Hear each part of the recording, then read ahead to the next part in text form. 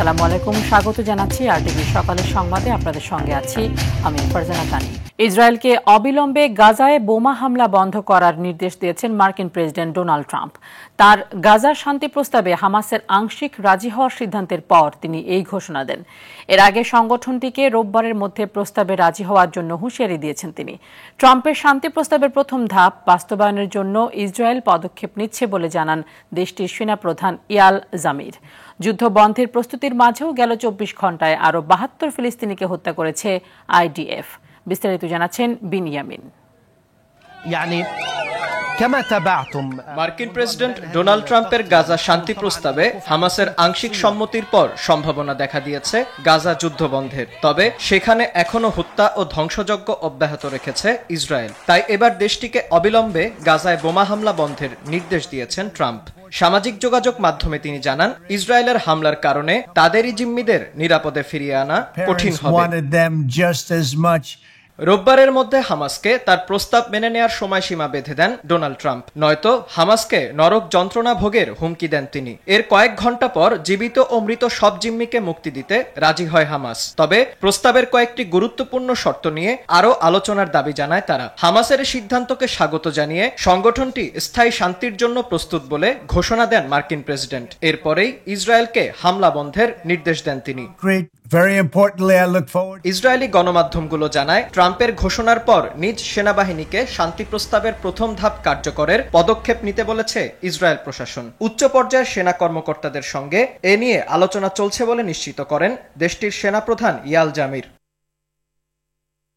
এদিকে হামাসের শান্তি পরিকল্পনার সম্মতিকে স্বাগত জানিয়েছে বিশ্ব সম্প্রদায়। গাজায় যুদ্ধ বন্ধ করতে সহযোগিতার জন্য হামাসকে সাধুবাদ জানায় কাতার, তুরস্ক, মিশর, ফ্রান্স ও জার্মানি সহ বিশ্বের বিভিন্ন দেশ। এই সুযোগকে কাজে লাগিয়ে গাজায় চিরতরে শান্তি প্রতিষ্ঠার আহ্বান জানান জাতিসংঘের মহাসচিব অ্যান্তোনিও গুতেরেস। বিনিয়ামিন, আরটিভি। অনির্দিষ্টকালের জন্য অনশন শুরু করেছেন ইসরায়েলের হাতে আটক ফ্লোটিলার অভিযাত্রীরা। শুক্রবার এক বিবৃতিতে এই তথ্য নিশ্চিত করে freedom flotilla coalition FFC committee. বিবৃতিতে বলা হয়, ইসরায়েলি নৌবাহিনী গ্লোবাল সুমুদ ফ্লোটিলা মিশনের নৌযান, ক্রু এবং অভিযাত্রীদেরকে আটকের প্রতিবাদে অনির্দিষ্টকালের জন্য এই অনশন শুরু করেছেন অভিযাত্রীরা। এদিকে ইসরায়েলের অবরোধ ভাঙতে গাজা অভিমুখে নতুন করে যাত্রা করেছে আরও ১১টি জাহাজ। আন্তর্জাতিক সংস্থা ফ্রিডম ফ্লোটিলা কোয়ালিশন জানায়, এসব নৌকায় প্রায় ১০০ জন অধিকার কর্মী রয়েছেন।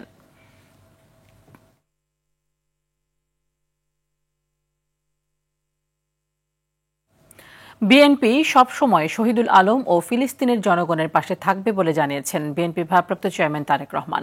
গাজামুখী সুমুদ ফ্লোটিলা নৌবহরে অংশ নেওয়া আলোকচিত্রী শহীদুল আলমের পদক্ষেপকে সংহতির প্রতীক ও বিবেকের গর্জন হিসেবে আখ্যায়িত করেন তিনি।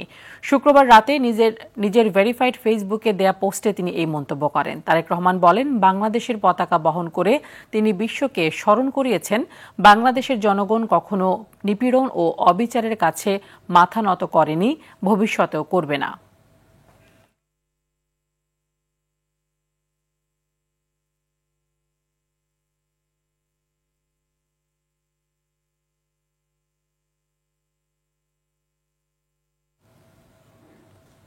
জগন্নাথ বিশ্ববিদ্যালয় ছাত্রদলের যুগ্ম আহ্বায়ক হাসিবুর রহমানের আকস্মিক মৃত্যু হয়েছে। গেল রাত ৯টার পর পুরান ঢাকার একটি রেস্তোরাঁয় খাওয়ার সময় হঠাৎ অসুস্থ বোধ করলে তাকে ন্যাশনাল মেডিকেল কলেজ হাসপাতালে নেওয়া হলে ৯:৩০টায় চিকিৎসকরা হাসিবকে মৃত ঘোষণা করে। এদিকে প্রাথমিকভাবে ধারণা হাসিব হৃদরোগে আক্রান্ত হয়ে মারা গেছেন। গেল রাতেই জগন্নাথ বিশ্ববিদ্যালয়ে তার প্রথম জানাজার নামাজ অনুষ্ঠিত হয়। জানাজায় বিশ্ববিদ্যালয়ের শিক্ষার্থী ও শিক্ষক সহ বিভিন্ন সংগঠনের নেতাকর্মীরা অংশ নেন। ছাত্রদলের কেন্দ্রীয় সভাপতি রাকিবুল ইসলাম রাকিব, ইসলামী ছাত্র শিবিরের কেন্দ্রীয় সভাপতি জাহিদুল ইসলাম ও ডাকসুর ভিপি সাদেক কায়েমও এতে অংশ নেন। হাসিব জগন্নাথ বিশ্ববিদ্যালয়ের ভূগোল ও পরিবেশ বিভাগের ২০১৬-১৭ সেশনের শিক্ষার্থী ছিলেন। তার বাড়ি ভোলা জেলায়।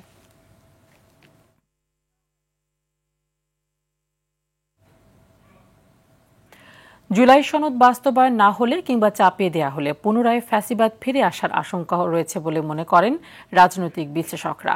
সনদের খসড়া চূড়ান্ত হলেও এর বাস্তবায়ন প্রক্রিয়া নিয়ে বিভেদ ও শঙ্কা তৈরি করেছে বলে জানান তারা। তাই রাজনৈতিক ঐকমত্যের ভিত্তিতেই এর চূড়ান্ত রূপ দেওয়ার কথা বলছেন বিশ্লেষক। খান আলমিনের রিপোর্টে থাকছে বিস্তারিত।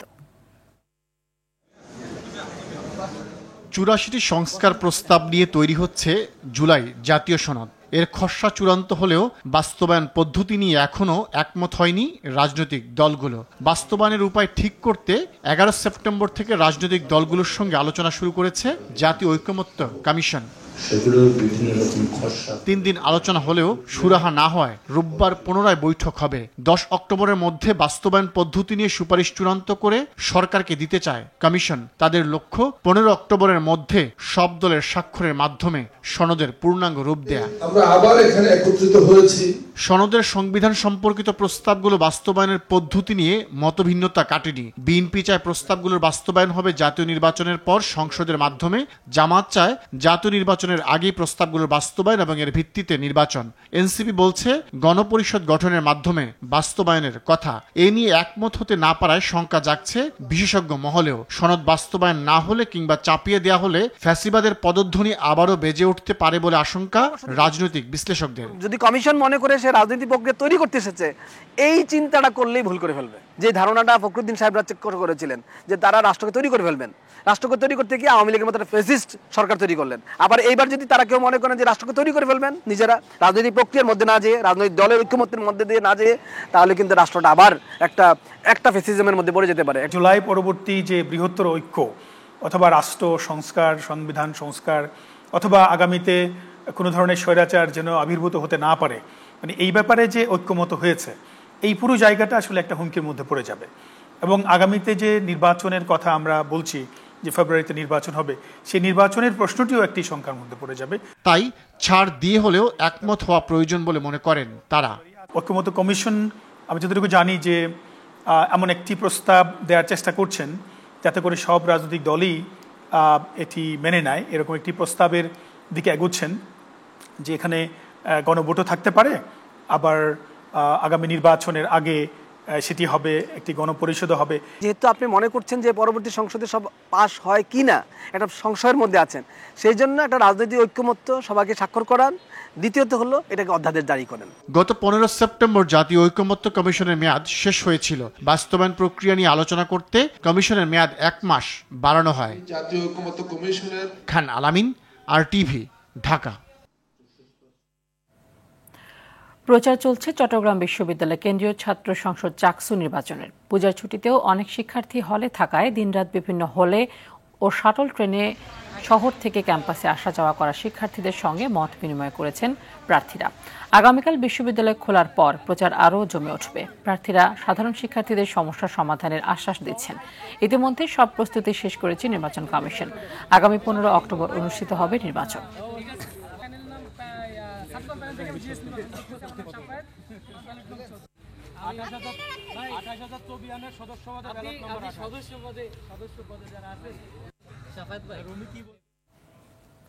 মধ্যরাত থেকে শুরু হয়েছে 22 দিনের মাছ ধরায় নিষেধাজ্ঞা মানাতে অভিযানে মৎস্য কর্মকর্তাদের পাশাপাশি নৌ পুলিশ, কোস্টগার্ড, নৌবাহিনী, বিমান বাহিনী সহ আইনশৃঙ্খলা রক্ষাকারী বাহিনী অংশ নেবে। কেউ আইন অমান্য করলে সর্বোচ্চ 2 বছরের কারাদণ্ড বা 5,000 টাকা জরিমানা করা হবে। এদিকে ভোলায় নৌকা ও ট্রলার নিয়ে শতাধিক নিরাপদ খালে ফিরে এসেছে 2 লাখ জেলে। নিষেধাজ্ঞা কার্যক্রম সফলভাবে বাস্তবায়নে বরিশালের হিজলা ও মেহেন্দিগঞ্জে মেঘনা নদীতে ড্রোন প্রযুক্তি ব্যবহার করছে প্রশাসন। এদিকে গত 29 সেপ্টেম্বর থেকে বৈরী আবহাওয়ার কারণে জেলেরা সাগরে মাছ ধরতে পারেননি। এই নিষেধাজ্ঞায় পরিবার নিয়ে বিপাকে পড়তে হবে তাদের। তাই ঋণের কিস্তি স্থগিত রাখার পাশাপাশি দ্রুত খাদ্য সহায়তার দাবি জানান অসহায় জেলেরা।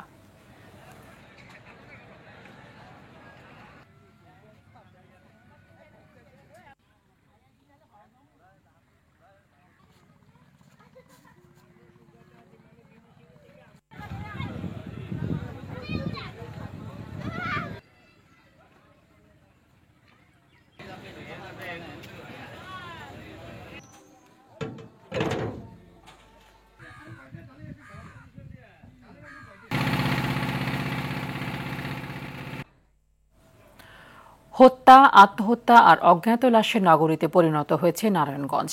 চলতি বছরের প্রথম 51 দিনে 34টি হত্যার ঘটনা ঘটেছে। শুধু জুলাই-আগস্ট মাসেই জেলার বিভিন্ন জায়গা থেকে উদ্ধার করা হয়েছে 18টি মরদেহ। এসব অনাকাঙ্ক্ষিত ঘটনায় আতঙ্কিত বাসিন্দারা। আইনশৃঙ্খলা পরিস্থিতি নিয়ন্ত্রণে সর্বোচ্চ চেষ্টা চলছে বলে জানিয়েছে পুলিশ। নারায়ণগঞ্জ থেকে মোহাম্মদ শাহাদাত হোসেন স্বপনের পাঠানো তথ্য ও চিত্রে আরও জানাচ্ছেন আব্দুল হামিদ। সন্ত্রাসীদের অভয়ারণ্য হিসেবে পরিচিত নারায়ণগঞ্জ। চলতি বছর অর্ধশতের বেশি হত্যার ঘটনা ঘটেছে। গত 11 এপ্রিল সিদ্ধিরগঞ্জের মিজমিজি পশ্চিমপাড়া এলাকা থেকে মাটিচাপা অবস্থায় 2 নারী ও 1 শিশুর খণ্ডিত মরদেহ উদ্ধার করে পুলিশ। 6 জুলাই ফতুল্লা থেকে হাত পা বাঁধা অবস্থায় এক অজ্ঞাত যুবকের লাশ উদ্ধার করা হয়। 25 জুলাই সিদ্ধিরগঞ্জের বাতানপাড়া এলাকায় পরকীয়া সন্দেহে স্বামীর হাতে খুন হয় এক গৃহবধূ। 30 জুলাই একই উপজেলায় ভাড়া চাওয়ায় দোকান মালিককে পিটিয়ে হত্যার ঘটনা ঘটে। 19 ও 21 জুলাই সালামদিতে একই পরিবারের 2 জনের আত্মহত্যার ঘটনা ঘটে। 27 আগস্ট শীতলক্ষা নদী থেকে হাবিবুর নামে এক যুবকের গলাকাটা মরদেহ উদ্ধার করা হয়। স্থানীয়রা জানান নিত্যদিনের এমন ঘটনায় আতঙ্কিত তারা। স্বৈরাচারী সরকার যখন ক্ষমতায় ছিল বিভিন্ন অজ্ঞাত লাশ করে থাকতো, সেই ধারাবাহিকতাটা কিন্তু এখন অব্যাহত আছে। বিভিন্ন খালে ডোবায় এগুলো অজ্ঞাতনামা লাশ পাওয়া যায়। রাত্রেবেলা মালামাল নিয়ে আসতে নিতে আমরা নিজেরা খুব আতঙ্কিত থাকি। কে কোন দল করে এটা বিবেচনার বিষয় নয়। সমাজের শান্তি রক্ষার জন্য আমরা সবাই একসাথে কাজ করলে আমি মনে করি এর থেকে মুক্তি পাওয়া সম্ভব। পুলিশ বলছে রাজনৈতিক ও অর্থ সম্পত্তির দ্বন্দ্ব, পূর্বশত্রুতা এমনকি পারিবারিক কলহের কারণে জেলাটিতে বৃদ্ধি পাচ্ছে হত্যা ও আত্মহত্যার মতো ঘটনা। তবে পরিস্থিতি নিয়ন্ত্রণে ব্যবস্থা নেওয়ার কথা জানান জেলা পুলিশ সুপার। যেসব কারণে এ ধরনের আশঙ্কা থাকে ওই বিষয়গুলো আমরা প্রিভেন্টিভ মেজার্স নিচ্ছি যাতে অপরাধ সংঘটিত হতে না পারে। অপরাধের স্বর্গরাজ্যে পরিণত হওয়া জেলাটির জননিরাপত্তায় আইন শৃঙ্খলা বাহিনীকে আরো কার্যকর ভূমিকা নেওয়ার আহ্বান সচেতন মহলের। আব্দুল হামিদ, RTV। মধ্যরাত থেকে শুরু হয়েছে 22 দিনের মাছ ধরা নিষেধাজ্ঞার বিষয়ে জানাতে চাঁদপুর মাছঘাট থেকে সরাসরি যুক্ত হচ্ছেন সহকর্মী শরীফ চৌধুরী। শরীফ, জেলেরা নিষেধাজ্ঞা মানছেন কিনা এবং এর সাথে জানাবেন যে প্রণোদনা আসলে তাদের এই নিষেধাজ্ঞা চলাকালীন সময়ে পাওয়ার কথা সরকারের পক্ষ থেকে সেটি নিশ্চিত করেছে কিনা প্রশাসন?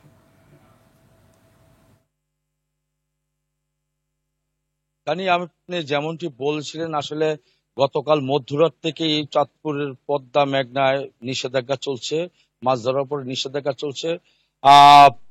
গতকাল মধ্যরাত থেকে নৌ পুলিশ, কোস্টগার্ড নদীতে অভিযান চালিয়েছেন এবং সকাল থেকেই তারা অভিযান চালাচ্ছেন এবং এখনো নদীতে রয়েছেন তারা। এদিকে মৎস্য কর্মকর্তারাও নদীতে রয়েছেন। পাশাপাশি আমি যেখানে দাঁড়িয়ে আছি সেটা হলো চাঁদপুরের মৎস্য আড়ত, সর্ববৃহৎ মৎস্য আড়ত, যেটা গতকালকেও রাত্রে 11টা পর্যন্ত ছিল জমজমাট।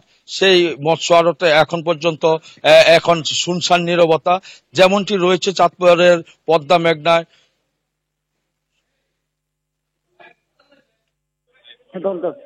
আমরা যেখানে চাঁদপুরের পদ্মা মেঘনায়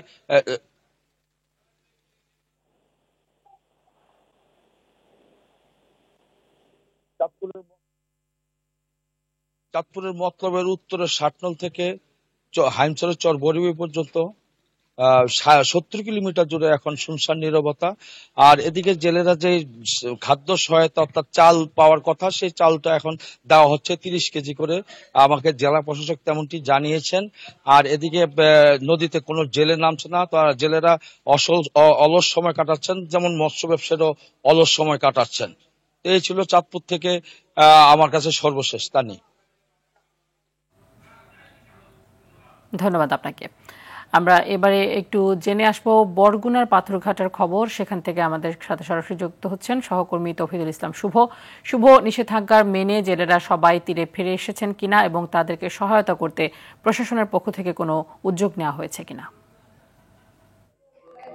জি নাদির, আপনাকে ধন্যবাদ। আমি আমার পেছনেই দেখতে পাচ্ছেন ভাড়ানি খালে শতাধিক ট্রলার কিন্তু জেলেরা বর্তমানে ঘাটে নোঙর করে রয়েছেন এবং এই জেলেরা যে 22 দিনের যে মা ইলিশ রক্ষার যে নিষেধাজ্ঞা, সেই নিষেধাজ্ঞা কিন্তু জেলেরা সঠিকভাবে পালন করছেন। এবং আমি যে দেখাতে যাই, আমার পাশেই কিন্তু যে ঘাটে কিন্তু যে জেলেরা এই যে ট্রলারগুলো ফিনিশিং যে ট্রলার, সেগুলো কিন্তু নোঙর করে রেখেছেন এবং জেলেদের সঙ্গে আমরা কথা বলেছি। এই 22 দিন কিন্তু তারা মানেন এবং যে 22 দিন যে মা ইলিশ যে ইলিশ রক্ষা এবং যে প্রশাসনের পক্ষ থেকে কিন্তু যে আসলে যারা এখন পর্যন্ত যে যদি কেউ থেকেও থাকে তাহলে কিন্তু তাকে কঠোর জবাবদিহিতার আওতায় আনতে হবে। যে নির্ধারিত সময়ের ভিতর কিন্তু ঘাটে আসার জন্য প্রশাসন, নৌ পুলিশ, কোস্টগার্ড, মৎস্য এরা কিন্তু যৌথভাবে কাজ করছেন। আমি এখানকার একজন জেলের সঙ্গে কথা বলবো, আসলে এই 22 দিন নিষেধাজ্ঞা তারা সঠিকভাবে মানেন কিনা। এই যে 22 দিন 22 দিন নিষেধাজ্ঞা আপনারা সঠিকভাবে মানছেন কিনা? মানছি আমরা। এটা আপনাদের সরকারি যে সহযোগিতা সেগুলো কথা সহযোগিতা সরকারিভাবে আমরা আইনগতভাবে মানতে আছি সব। আমরা ঠিক মতন জানো ওই অবরোধের চাউলটা যেন আমরা ঠিক মতন পাই, কোনো নেতা কথা জানো না বাজে। আমরা এটু সরকারের কাছে আবেদন। আমরা এইমাত্র একজন জেলের সঙ্গে এখানকার কথা বলেছিলাম। আমার পাশে কিন্তু শতাধিক জেলেরা কিন্তু এখন জাল মেরামতকরণে ব্যস্ততার সময় পার করছেন এবং একজন জেলের সঙ্গে কথা বলেছি, তিনি কিন্তু বলেছেন যে এই যে 22 দিন নিষেধাজ্ঞায় তাদের জন্য বরাদ্দিত 25 কেজি করে চাল, সেই চাল কিন্তু তাদের মাঝে অতি দ্রুত বন্টন করে দেওয়ার জন্য কিন্তু কর্তৃপক্ষের কাছে তারা দাবি জানিয়েছেন। এবং এই 22 দিন নিষেধাজ্ঞায় কিন্তু যে সাগর বা নদীতে কিন্তু কোনোভাবেই মাছ আহরণ, বিক্রয়, মজুত কোনোটাই করতে পারবে না এবং এই আইন যে অমান্য করবে তাকে কমপক্ষে কিন্তু 5 লক্ষ টাকা জরিমানা করা হবে এবং যে 2 বছরের জেল দেওয়া হবে বলে কিন্তু জানিয়েছেন মৎস্য বিভাগ। কিন্তু এই আইন কিন্তু জেলেরা মানে কিন্তু মাঝে মধ্যে পাথরঘাটাতে এবছর কিন্তু যে ব্যতিক্রমী উদ্যোগ নেওয়া হয়েছে, যেমন বিদ্যুতের যে বরফ কলগুলো সেগুলো লাইন বিচ্ছিন্ন করে দেওয়া হয়েছে যাতে অসাধু যারা চক্র রয়েছে তারা যেন কোনোভাবে সাগর বা নদীতে মাছ শিকারে না যেতে পারে। ধন্যবাদ আপনাকে। বাগেরহাটের বিএনপি নেতা ও দৈনিক ভোরের চেতনা পত্রিকার সাংবাদিক হায়াতুদ্দিনকে কুপিয়ে হত্যা করেছে প্রতিপক্ষ। শহরের হাড়িখালী এলাকায় হামলার পর গুরুতর আহত অবস্থায় স্থানীয়রা তাকে খুলনা মেডিকেল কলেজ হাসপাতালে নিয়ে গেলে কর্তব্যরত চিকিৎসক তাকে মৃত ঘোষণা করেন। হায়াতুদ্দিন দৈনিক বাগেরহাট পৌর বিএনপির সাংগঠনিক সম্পাদক পদে নির্বাচন করেছেন। বাগেরহাট মডেল থানার ওসি মাহমুদ উল হাসান জানান, হত্যার কারণ অনুসন্ধান ও হত্যাকারীদের গ্রেফতারে কাজ শুরু করেছে পুলিশ।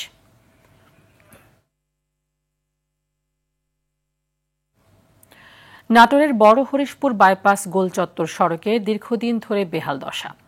বেশিরভাগ জায়গায় রাস্তায় কার্পেটিং উঠে গেছে, সৃষ্টি হয়েছে ছোট বড় খানাখন্দের। যান চলাচলে ভোগান্তির পাশাপাশি ঝুঁকি নিয়েই চলাচল করছে হাজার হাজার মানুষ। গুরুত্বপূর্ণ এই মহাসড়কটি দ্রুত সংস্কারের আশ্বাস এলজিইডির নির্বাহী প্রকৌশলীর। নাটোর প্রতিনিধি মোহাম্মদ কামাল হোসেনের পাঠানো তথ্য ও চিত্র আরো জানাচ্ছেন আবরার মাহি।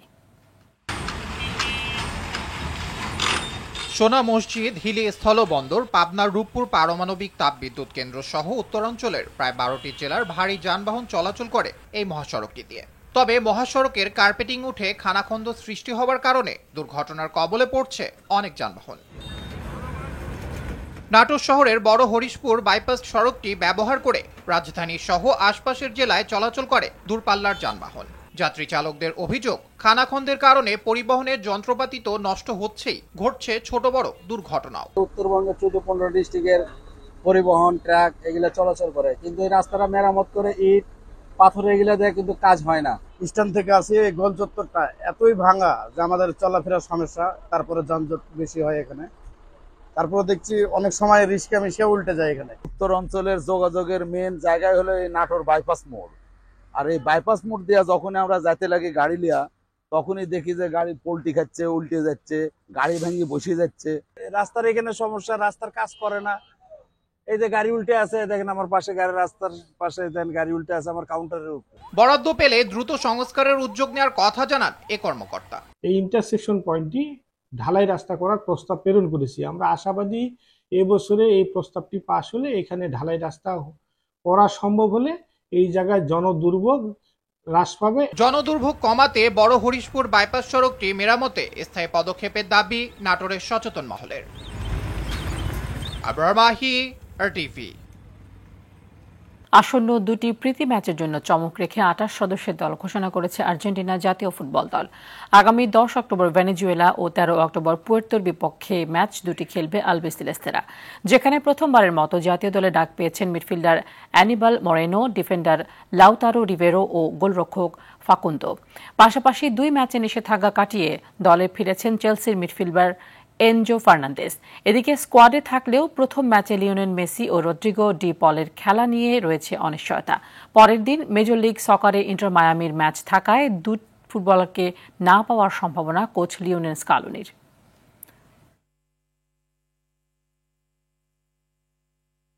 স্প্যানিশ লা লিগায় আজ মাঠে নামছে রিয়াল মাদ্রিদ। ঘরের মাঠ সান্তিয়াগো বার্নাবিউতে দলটির প্রতিপক্ষ ভিলারিয়াল।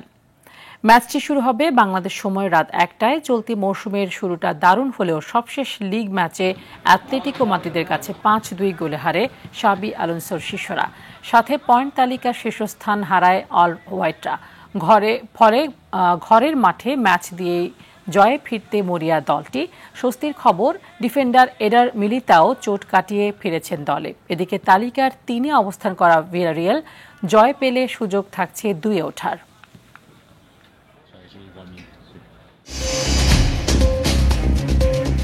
সকালের সংবাদ এ পর্যন্তই। মধ্যাহ্নের সংবাদ দুপুর 12টায় দেখার আমন্ত্রণ রইল। ধন্যবাদ সবাইকে।